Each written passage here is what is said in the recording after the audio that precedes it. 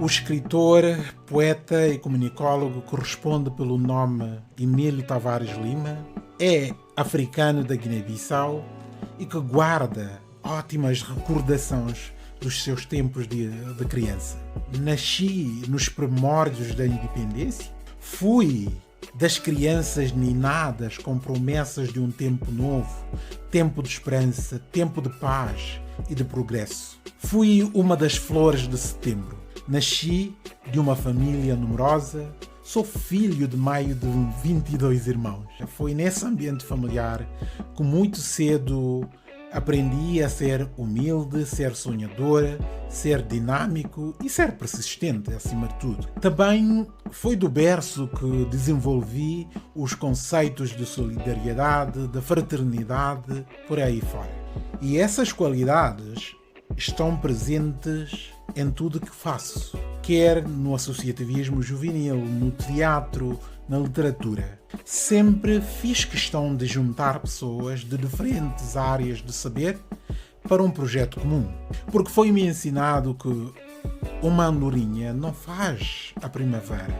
Mesmo a viver na diáspora já há mais de 2 décadas, ainda vivo a nostalgia que reina no coração de qualquer criança africana que teve que deixar o seu país por razões alheias à sua vontade. Eu dava tudo para novamente tomar um banho de chuva grossa do clima tropical como da Guiné-Bissau, que é o caso.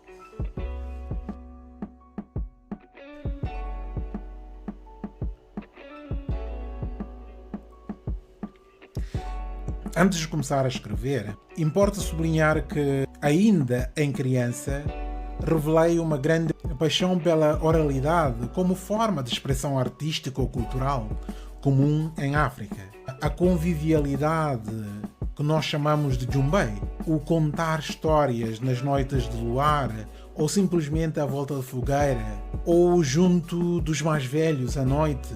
No meu caso particular, eu herdei o gosto pela oralitura da minha avó. Quando a conheci, falando da minha avó agora, quando a conheci, já era cega, mas era uma exímia contadora de histórias. E aprendi muito com ela.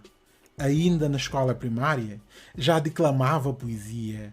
Já no ensino básico e no liceu, fui responsável pela Biblioteca da Missão Católica em Canchungo, norte do país. Foi onde nasci. Foi assim que começou essa transição natural e progressiva da oralitura para a literatura propriamente dita, preservando sempre a oralidade. No entanto, já na adolescência recebi uma máquina de escrever e comecei a datilografar cartas que eu enviava a um outro eu que vivia noutro país. E esse outro eu respondia-me sempre sem falhas.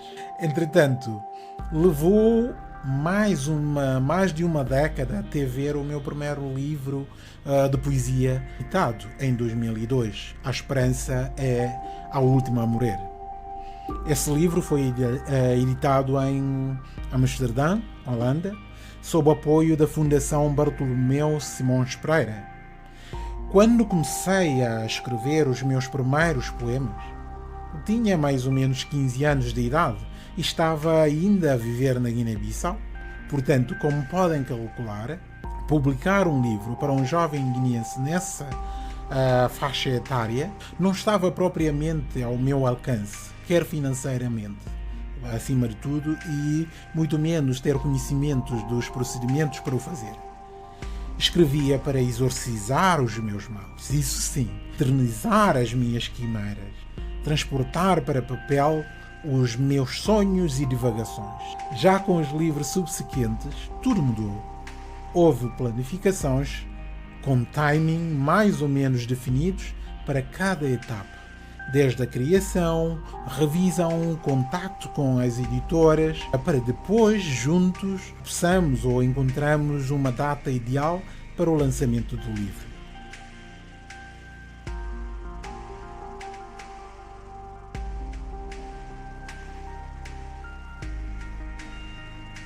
Como é ser escritor guineense? Boa pergunta. Ser escritor guineense não deixa de ser, em parte, igual ao ser escritor de qualquer parte do mundo. Pois, de modo geral, ser escritor guineense implica ter a capacidade de criar, transportar para um livro ou outro formato, por exemplo, o digital, os próprios sentimentos ou o sentimento dos outros. As angústias, aflições, ficções, desejos, anseios, receios, mas sim de uma forma criativa, diria. Não é fácil ser escritor na Guiné-Bissau. Há limitações de várias ordens. Não há condições financeiras para muitas pessoas que sonham ser escritores, nem materiais para produzir livros de qualidade na Guiné-Bissau. Isso porque os sucessivos governos e governantes têm negligenciado a cultura para o último plano. Mesmo assim, o setor cultural tem tido grandes crescimentos graças aos esforços individuais dos próprios escritores ou fazedores da cultura.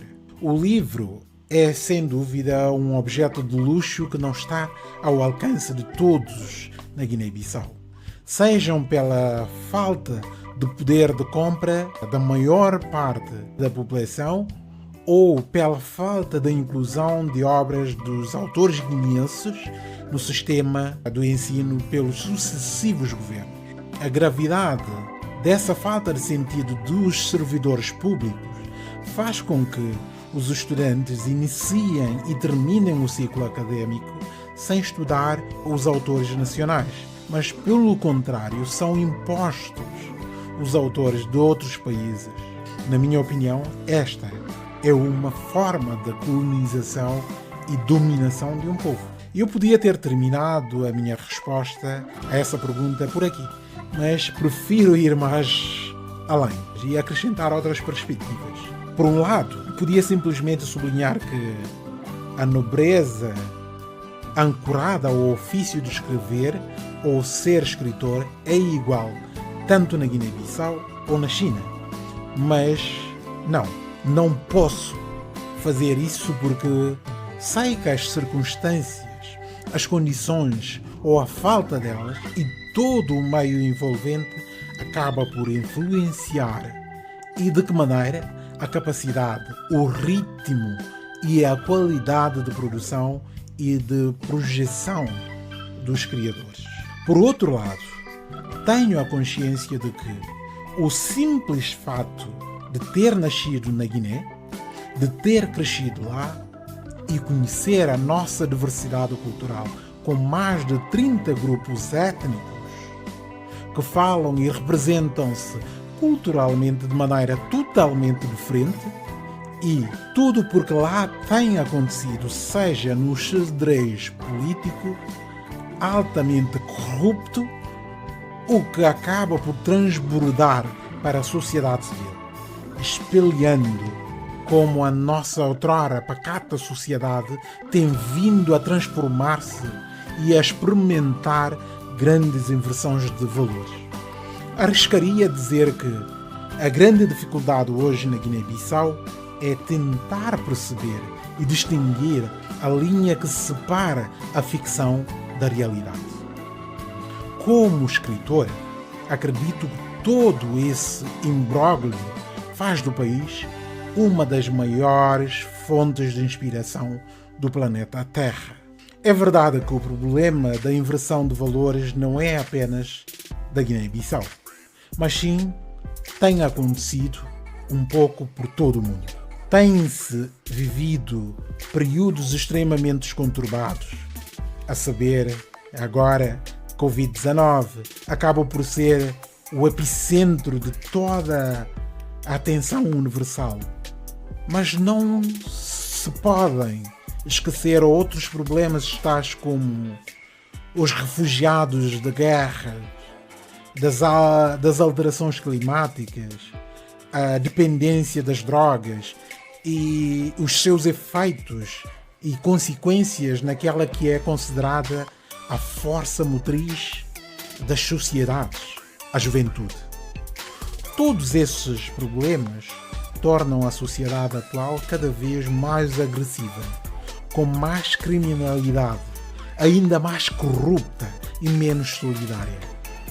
Quero com toda essa explanação vincar que os escritores guineenses têm muita matéria-prima por transformar e dilapidar.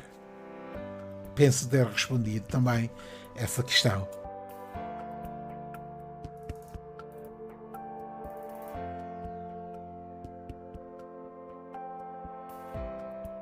Nunca tinha feito esse interessante exercício. Sou um sonhador nato.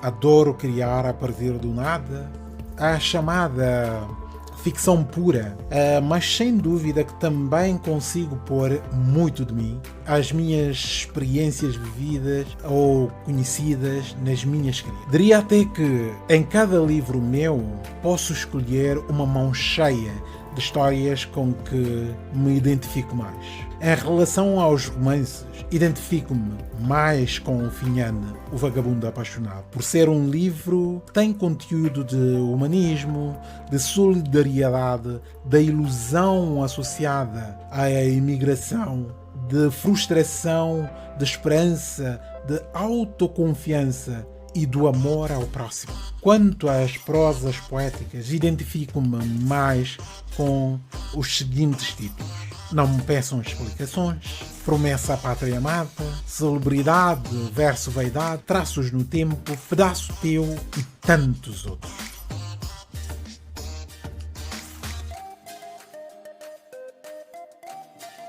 Relativamente a esta questão, posso afirmar que existem mais do que uma organização ou movimento literário, mas permitam-me falar do movimento literário de Orsono, Geração Nova, do que sou mentor. Nasceu em Portugal e 2 meses depois conseguimos criar uma célula em Bissau. A publicação de Traços no Tempo, a antologia poética juvenil da Guiné-Bissau, é precisamente o movimento que quebrou o silêncio que houve em termos de publicações de antologias poéticas na Guiné-Bissau. O primeiro volume foi publicado em 2010 e contou com 23 jovens. Já no segundo volume juntaram-se 46 jovens autores de ambos os sexos, uns vivendo na diáspora por força de uma formação académica, Portugal, França, Londres, Dakar, Estados Unidos da América, por aí fora. A maior parte residindo na Guiné, principalmente em Bissau. A antologia tem mais de 410 páginas, com mais de 225 poemas escritos em português e em crioulo. Resumidamente, Orsono Nobo é a organização que tem por objetivo unir, levar e impulsionar a expansão do espírito criativo com vista a fortalecer a união entre os jovens guineenses espalhados pelo mundo, com gosto pela escrita. Incentivar a camada juvenil a encarar a sua formação académica ou profissional como um compromisso no sentido de sanar o desemprego, a delinquência, a dependência, a prostituição e a violência, etc, etc. Incutir na camada juvenil a vontade e a consciência de lutar, de sacrificar para um futuro melhor, para o bem da nossa e das gerações vindouras. A promover ações académicas, culturais para a inserção e divulgação da capacidade criativa dos jovens guineenses. Essencialmente, e não só. Também promover atividades culturais, recreativas, palestras, colóquios, seminários, debates, com vista a um desenvolvimento eficaz no bem-estar da juventude, bem como a promoção da nossa identidade cultural e fomentar o intercâmbio cultural com outros países da língua oficial portuguesa e nos países onde reside ou existe uma expressiva comunidade guineense.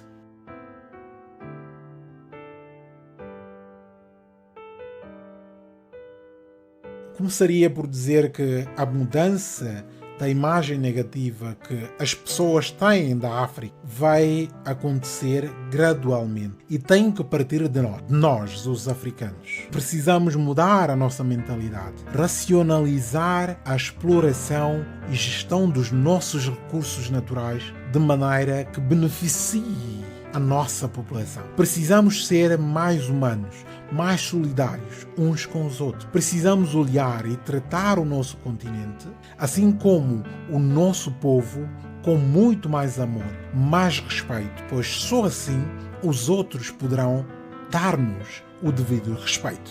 Precisamos de novas lideranças, mais fortes, que possam inspirar essa mudança coletiva da forma como tratamos o nosso continente. Os nossos recursos precisam ser transformados no nosso próprio continente.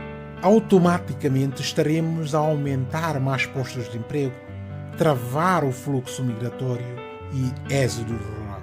No entanto, o que eu gostava que acontecesse é que os países africanos fossem capazes, mesmo sem grandes líderes, de ter uma ampla participação, de perceber que os fenómenos políticos implicam a construção de novas identidades, que envolvem uma grande capacidade de tolerância, de integração e de produção de riqueza.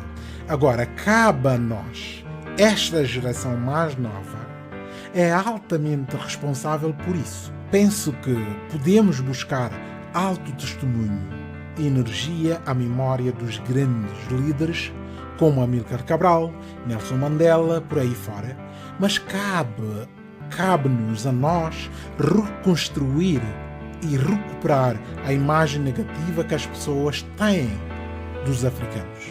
Aqui, ou em África, em qualquer ponto onde existem os africanos, todos somos poucos para percebermos que a construção dos Estados africanos implica muito esforço, porque a nossa cultura, o nosso modo de vida e as nossas tradições estão pouco preparadas para o conceito de Estado e modelo democrático aplicado no Ocidente.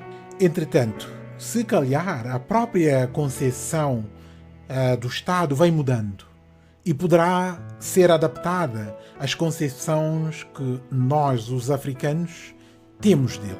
Mas de qualquer maneira, até lá, seria bom que nós, os africanos, nós, os jovens africanos, fôssemos capazes de perceber que só com grande esforço, tolerância e grande envolvimento poderemos construir um Estado realmente interessante para que todos possamos viver em paz, sossego, alegria e com os recursos mínimos para que possamos ter uma vida com qualidade que todos desejamos.